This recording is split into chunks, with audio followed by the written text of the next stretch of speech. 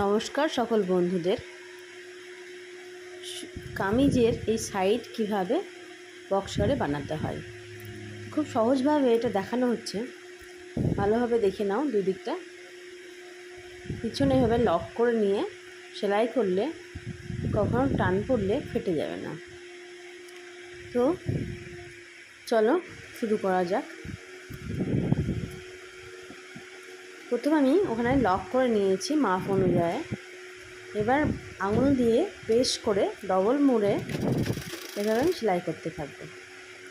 সেলাইটা যেন সোজা হয়, আর যেখানে লক করা আছে তার ঠিক একটু উপরে সেলাইটাকে স্টপ করে দেব। দিয়ে আলাদা একটু টুকরো কাপড় নিয়ে সেটাকে আমি দুই দিকে ভাঁজ এবং আরও দুই দিকে 4 ভাঁজ করে যেটুকু সেলাই হবে তার মাপ অনুযায়ী নিয়ে ওখানে আমি বসিয়ে দেব। এবারে আমি ওটার উপরে দিয়ে সেলাই করে নেব। তাহলে কি হবে, ওই জায়গাটা একটু মজবুত হয়ে যাবে, কখনো টান পড়লে সেটা ছিঁড়ে যাবে না।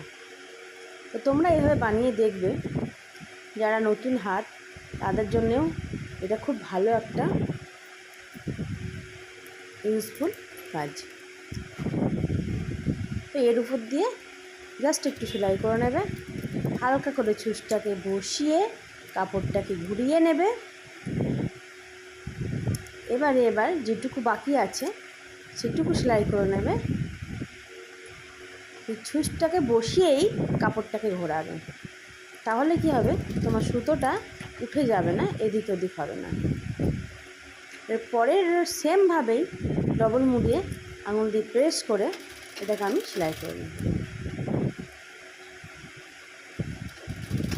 আঙুল দিয়ে প্রেস করলে কাপড়টা চেপে থাকে। একদিকটা সেলাই হয়ে গেছে, সেম ধার বরাবর আবার একটা সেলাই মেরে দেবো। নিচে যে ভি আকারে হয়ে আছে ওই ভিকে থেকে রেখে ছুঁচটাকে ভিতরে রেখে কাপড়টাকে আলতো করে ইউজফুল লাগলে অবশ্যই লাইক কমেন্ট শেয়ার করে দিও। ভালো থেকো, সুস্থ থেকো, বাই বাই।